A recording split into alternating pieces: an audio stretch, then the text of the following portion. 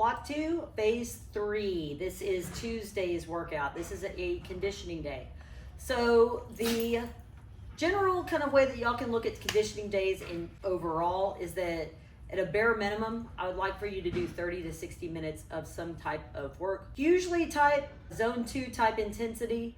So if you'd rather just go for a run or a walk or a steady state cardio type thing with various machines, I'm fine with that.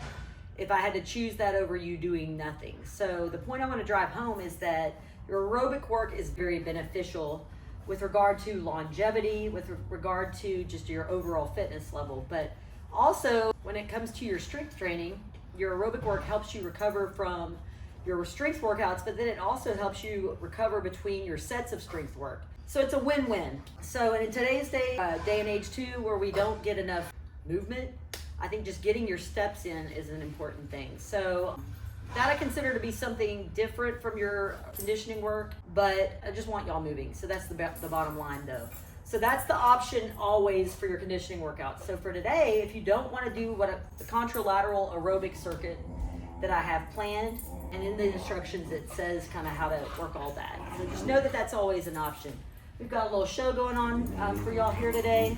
The boys kind of showing off the testosterone. But so in the previous phase, as well as like this block in general, there's kind of a zone 2 kind of focus going on. So we're continuing with that theme with having 3 zone 2 conditioning sessions in the week. So the reason behind this is that because adaptation requires time and consistent effort in order to happen. So that's why we're doing this kind of over a 12-week period, is to kind of build out that capacity, so to speak, of aerobic ability. So we want to give time for those adaptations to occur. So the reason being, we start seeing things such as a decrease in resting heart rate, increase in stroke volume, improved capillary density, more mitochondria in our heart tissue itself. So all good reasons to do your aerobic work. So at this point right now, if we were to reintroduce high intensity conditioning too soon or HIIT, we'd kind of miss out on getting that benefit of the zone 2 aerobic work, building that foundation. So we want to always kind of think in terms of like it being a pyramid with a lot of these concepts. We want to lay a foundation at the bottom and then build upwards from there. So if you don't have a broad foundation, it's hard to build upwards very well. So that's kind of how we layer these fitness qualities. So we're sticking with 2 main aerobic workouts for this phase and the remainder of this block in general, but also we're keeping the heart rate between 100 and 150 beats per minute, roughly. So I've got instructions in your workouts of kind of like how to calculate your heart rate. Lately, I've been going off of kind of some variations of the MAF or Maffetone, maximum aerobic function method, which is the standard is 180 minus your age, but I've got different variations on that. Again, look in your notes, everything should be laid out there. So let's move on. So basically, we can incorporate the more higher intensity conditioning kind of once we've established these foundations of aerobic capacity. So we want to build and then we want to kind of draw on that to maximize things further. So recovery is another reason why we're doing the zone 2 work and maintaining these 2 cornerstone kind of sessions per week, is they're going to help you, like I said, recover from your strength work and recover in between sets of your strength work. So on Mondays, we've got that eustress training as our strength work. Wednesdays, we've got high volume, and then that's being total rep work for this phase. And then Fridays, I'll have the high intensity continuous training. So we've got some kind of higher stressor, kind of higher volume type situations that we need to kind of offset. So each of these sessions being demanding, we need to make sure that recovery is kind of a cornerstone of kind of rounding out the week. So we're facilitating recovery, promoting blood and oxygen flow to the muscles, all that good stuff, and then aiding our autonomic nervous system in shifting from the fight or flight or sympathetic state to parasympathetic or rest and digest.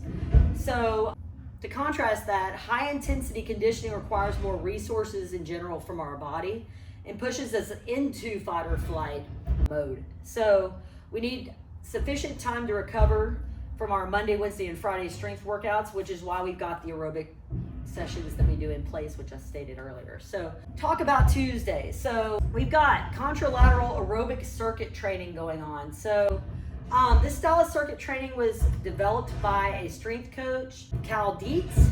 He's been around for a while. He's very respected and well known for his triphasic training and several other things. But this style of training helps develop the aerobic system and it increases work capacity. So again, we're trying to prepare for more higher intensity things to come. This style of training also gives an effect that's called peripheral heart action or peripheral heart training. What this basically means is that the heart and the vascular system have to work harder to pump blood all over the body. And the reason being is that all the blood that's going into the area is being worked, so the heart has to shift to move it.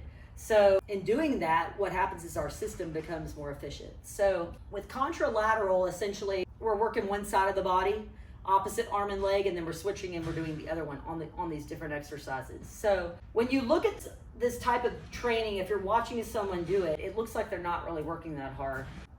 But the heart and the vascular system are being stressed at a very high level than with conventional cyclical work. So to control the training intensity and the metabolite buildup while you're doing these circuits, I recommend that you do strict nasal breathing. So keep your mouth closed, breathe through your nose.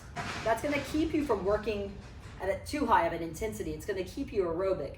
It's something that I've been doing when I go running, something I should have done a long time ago, but when you nasal breathe, it kind of keeps you in check, so to speak. It's going to help you control your pacing. Very important thing. So to gradually intensify the stimulus of these circuits, I have a progression of levels. So you can basically try to build up to the highest level as quickly as you can over time while maintaining that nasal breathing. It's kind of being the barometer. So the levels are essentially like increasing the work interval of each exercise in the circuit. So that's going to all be in the notes as well. So the exercises that are recommended for this type of training shouldn't have a huge eccentric component, meaning we're not loading the body as the muscles lengthen. So typically bands work really well for this because bands are just pure concentric. There's no loading on that return phase. So you'll see, like, we're going to focus on the bands being the modality, but this is also awesome for recovery and keeping soreness at a minimum. So with this circuit that you're doing in this phase, we're going to be doing 2 to 3 rounds of the circuit, and then you're going to follow that with some easy cyclical cardio work. As I said before, as an option, you can do your cyclical cardio of your choice. So in a nutshell, that's what's going on. So the circuit that we are doing is a band circuit. We've got a step back row, so everything is opposite arm and leg. So we're going to step back, we're going to pull with the right hand and step back with the left hand. And you're basically doing that for your work interval. So anywhere from 10 to 30 seconds. You'll follow that with the other side for that work interval. Of course, there's rest intervals in between. We've got a lateral step fly with the band. So we're stepping out and pulling this way. One side for the work interval, switch it. I've got a staggered stance compound row. So we're going opposite arm and leg. You'll switch it after the work interval is done. Tight rotations, one of my favorite core movements. So the band's gonna be coming from the side.